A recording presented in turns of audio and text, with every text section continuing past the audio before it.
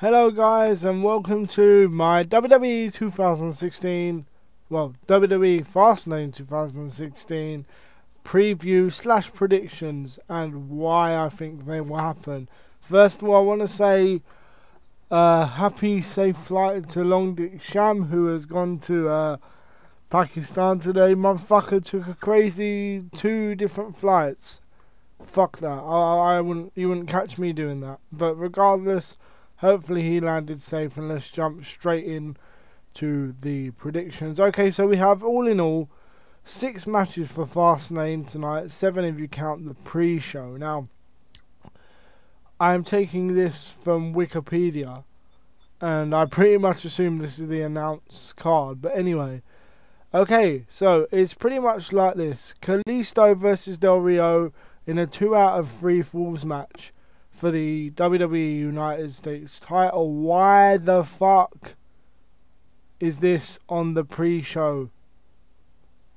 Answers on a postcard, please.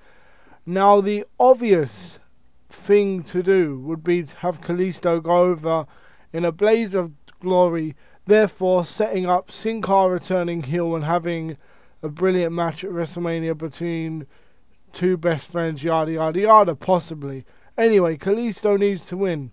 And that is what I actually think would happen, but at the same time, I am kind of scared that WWE will be, how can I say it, they'll be so scared, if you will, to give up on their investment, because let's be honest, they bloody paid Del Rio a fortune, a fortune to basically, a fortune to come back. And, let's face it, his run has flopped. So I expect Kalisto to go over in tremendous fashion and having an extremely good win. And that really is the end of that. Unfortunately, that is not, that is not the best way to perhaps blow off a feud on the pre-show, but it is exactly what, WWE have ordered. Now, Del Rio will probably I would like to see Del Rio feud with Sheamus. Why don't the 2 League of Nations members actually beef over who's the leader? Lord knows King Barrett's not doing anything. Rusev's only bright spark in life is that he's banging Lana. So why not have those 2 have a match, not necessarily at WrestleMania, but just in general, and see how that goes. Gives them both something to do, and lets Kalisto go on to do whatever he's doing. So I predict a Kalisto victory, with ease. Now, we have Dean Ambrose versus Brock Lesnar versus Roman Reigns with Paul Heyman. We'll leave that and come back to it. Charlotte versus Brie Bella for the Divas title is the hardest match to call in. One of the I'd fairly say that every match on the card here is straightforward, but this one is one of the hardest to call. Now, obviously, logic dictates that we would have Charlotte retain, then go on to feud with Sasha and possibly Becky at WrestleMania. But with that being said, WWE can't find themselves, they can't help but resist a moment where they feel like they can have a heartfelt moment and just, an opportunity, I should say, where they feel like they can have a heartfelt moment. They shouldn't look for that, but I quite often find themselves not able to resist it.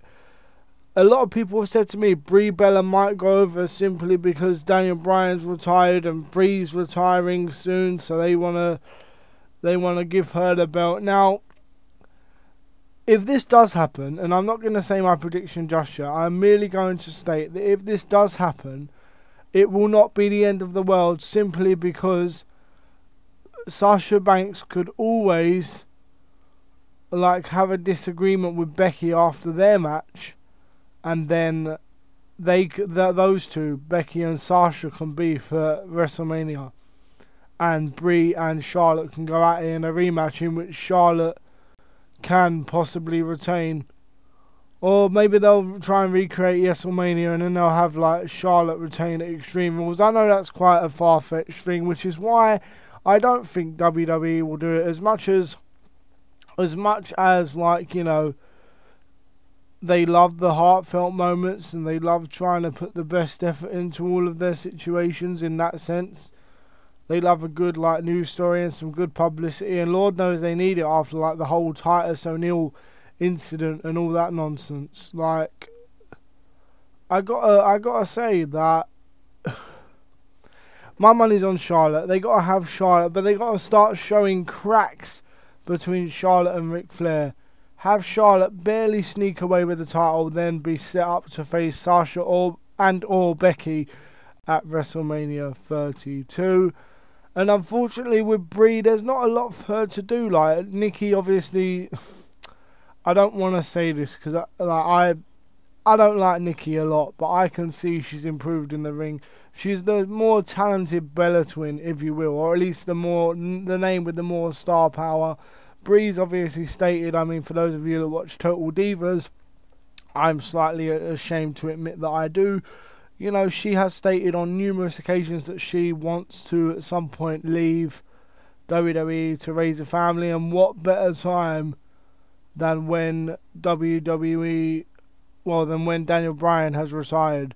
So I see Charlotte going over in about 8 minutes or so, maybe 7 minutes with the figure 8, or possibly a spear with a distraction from Ric Flair, and then going on to face one of Sasha or Becky at WrestleMania 32. So moving on from that, what do we have next? We have some more Divas action.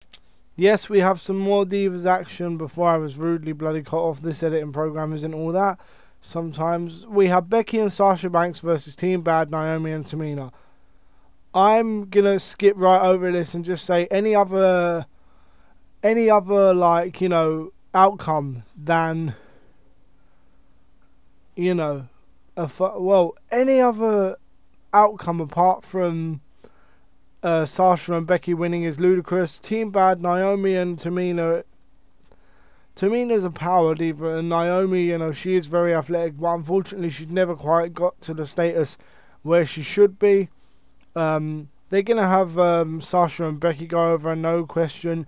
The only real thing that needs to be discussed here is whether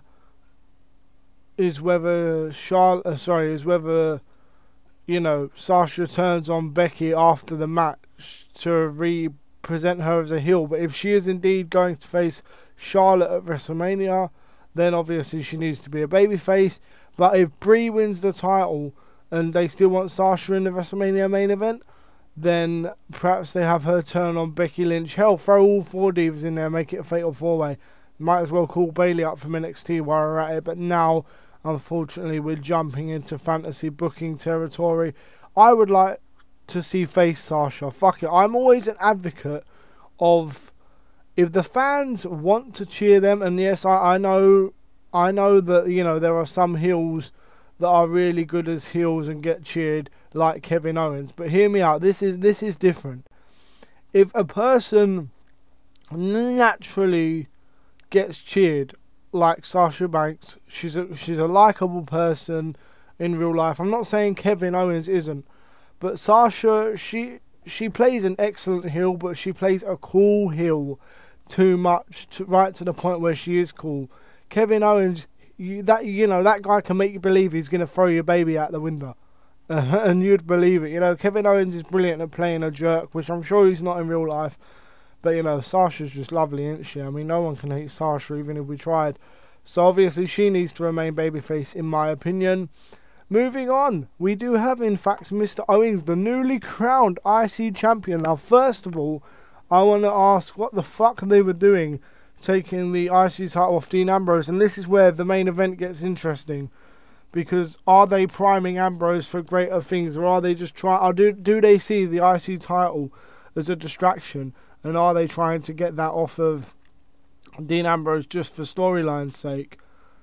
You know, I hate how Kevin Owens came in with such an impact, but has done so shit recently. Not shit, but, you know, he's gone off the boil, and it's painful to see. It really is. But you got to believe this is his chance to get back into things, and I believe he will do that with a victory tonight, regaining, well, some respect in the same, well, in the same, like, you know, vein that we have seen him when he first debuted. Okay, down to the main event. We all know what's going to happen. Wyatt's going to interfere, leaving Dean Ambrose and Roman Reigns together, at which point Roman is going to mug. And I had to take a drink before I said that because I'm so bored of this shit. But Roman will win. The only question is, are we going to see a heel turn?